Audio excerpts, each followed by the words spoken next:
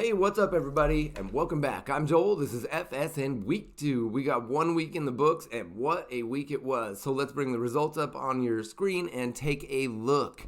And as you can see, the scores are all over the place, with huge touchdowns, high-profile injuries, and big-name busts. Some of us got work to do, and some of us might be riding a false sense of security. So let's take a look at some of the key players from last week, starting with Aaron Rodgers.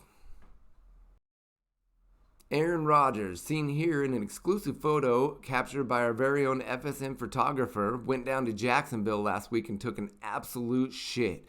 With only 133 yards, 0 touchdowns, and 2 picks after his performance, some are wondering, is it time for a little love?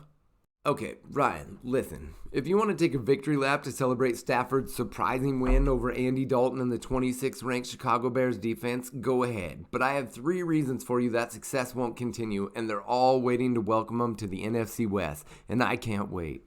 Todd, listen, I know I gave you a hard time about your running backs, and I was right. But at least they're not Sean's running backs, who combined for a total of 9 points last week. And to put that in perspective, if they were a single running back, they would have been ranked 25th in fantasy points behind 2 rookies and 2 Detroit running backs. So, wow. All right, now let's take a look at week 2 and some of the key matchups, starting with black and blue, where we got Powder versus Hawk Yeah.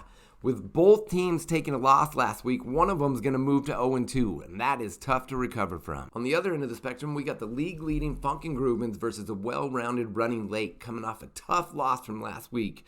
Can Funkin' Groovins match his ridiculous performance from last week? So let's move over to Beggars, where we have the 0-1 Belligerents versus Running Late, also coming in at 0-1. Belligerents is off to an early 35-0 lead after a big Thursday night and looks to keep rolling.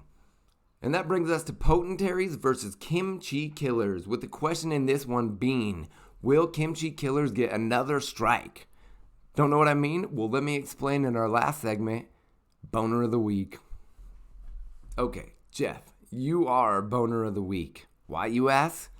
Well, in black and blue, you played third-string Marlon Mack over both Antonio Brown and Jarvis Landry, either of which would have given you the win.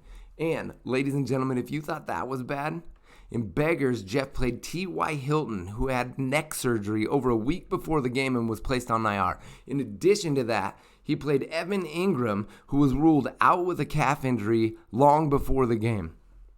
And so, for those of you keeping track, that's 2 strikes. Okay, that's it for our show this week. Thanks for joining us on FSN, the Fantasy Shit Talking Network. Join us again next week right here. Thank you.